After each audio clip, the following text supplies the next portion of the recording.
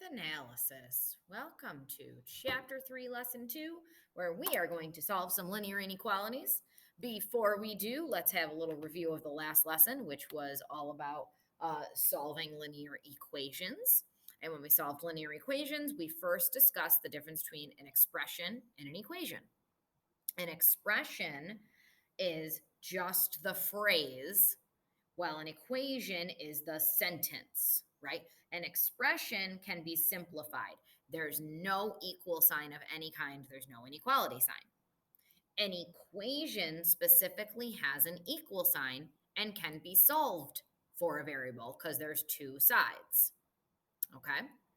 An inequality can also be solved for a variable, but has to be one of these signs. So a less than, a greater than, a less than or equal to, a greater than or equal to, right? So we have to have these signs to be an inequality. All right? Best you can do for an expression is simplify it. At this level, typically, we're going to see an equation or an inequality. In this lesson, I have a feeling you can guess what you're going to see, and that's going to be an inequality. Okay? So, what's the difference between solving an equation and an inequality besides the actual symbol between them? An equal sign versus a less than, greater than, less than or equal to, greater than or equal to, right? Whatever. That difference is when you multiply or divide both sides of an inequality sign by a negative number, your inequality sign has to flip over to help navigate what happens with the value of your number when you multiply or divide by a negative number.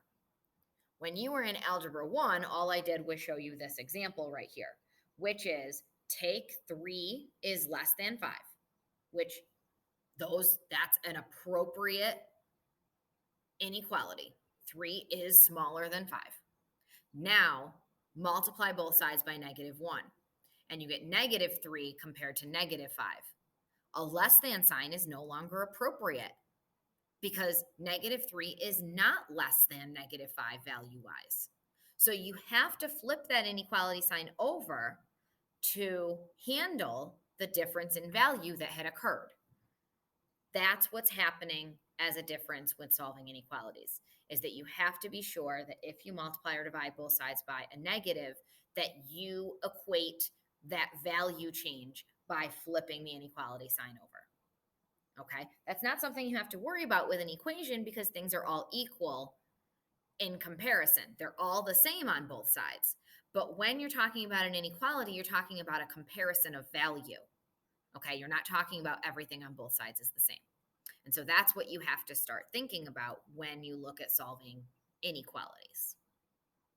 Remember that when you solve an inequality and you get an answer like x is less than negative 6, that's an entire solution set, an infinite number of things that will make that original sentence true. The things that'll make that sentence true are all the things that are smaller than negative 6. So that could mean negative 7. That could mean negative 10. That could mean negative 365. That could mean negative 6.5. All of those are values that are smaller than negative 6. And all of those values that are smaller than negative 6 are appropriate to plug in for x here and make this original sentence true. That's what we're doing with inequalities. Okay? Probably been a while since you've had it explained to you in that type of depth, but the other thing with inequalities is because those are solution sets that are answers, we can represent regular, solutions on a number line. X equals negative 6. Okay, it's just dot over negative 6 on the number line. When you're looking at representing a solution set of answers, you need open circle or closed dot and an arrow on your number line in one direction or another. That arrow is covering all the values that could make this true. Okay, so here, obviously negative 6 itself does not make it true because x has to be smaller than negative 6. So if I plugged -6 in there and I'm getting out an answer, what I get isn't going to be true because -6 does not make the original statement true. But -7 would, and -10 would.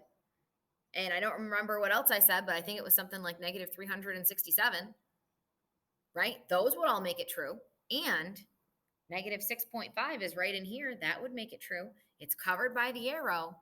It would make that original statement true. And that's what's part of the solution set. Okay. So, of course, I gave you a fractional one done already. Now I'm going to do another fractional one with you. And you'll notice that in this fractional one that I'm doing with you, it's very similar to the equation that we did in lesson 1, right? Except now we've got a less than sign. Okay, so let's deal with this less than sign.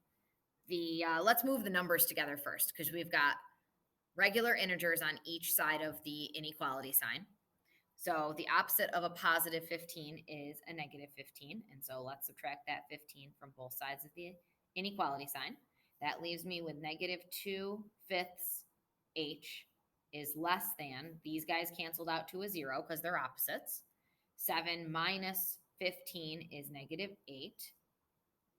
Now here, remember that a fraction is just a division problem. So I'm currently dividing by +5, right? So let's just multiply both sides by +5 to do that opposite operation because 5 divided by 5 cancels out to a 1. And what that does is that leaves me with this -2h. Now notice I've been bringing down my inequality sign as we go, just like I would with an equal sign, because yeah, that's what I'm doing and I'm dealing with it. Over here, -8 times 5 is -40. And now let's get h all by itself by dividing both sides by -2. But because this is an inequality and I'm dividing by a negative number, I'm going to have to flip my inequality sign over. So yeah, -2 divided by -2 cancels out to a 1h, which is what I want. But because I divided by a negative, the value has changed. And so I need to flip that inequality sign as a result. Well, this won't be on the number line. We're going to have to adjust the number line. +20 is what I get. H has to be greater than +20. So here's what I'll do. Ready? I'll do, we'll make all these 10, 20, 30, 40, 50, 60, 70, 80, 90, 100.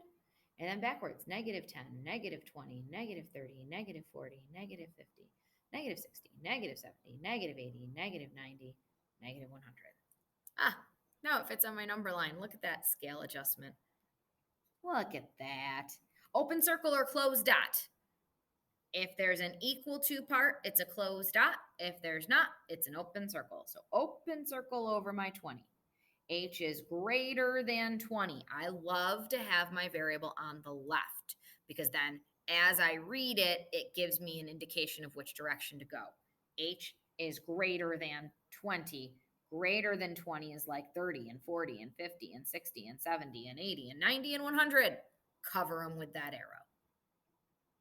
I just want to make note. I flipped the sign in this question because I divided by a negative number. I have a negative answer here, but I never once multiplied or divided by a negative number, so the inequality sign did not flip over. It's about whether you multiply or divide both sides by a negative number. That's when you flip your inequality sign over. All right, you got this. I'm sure you can handle your homework. But if for any reason you can't, please ask me while you are in class or during the after school office hours. Otherwise, good luck, my fine friends, and I shall be seeing you. Have a lovely day.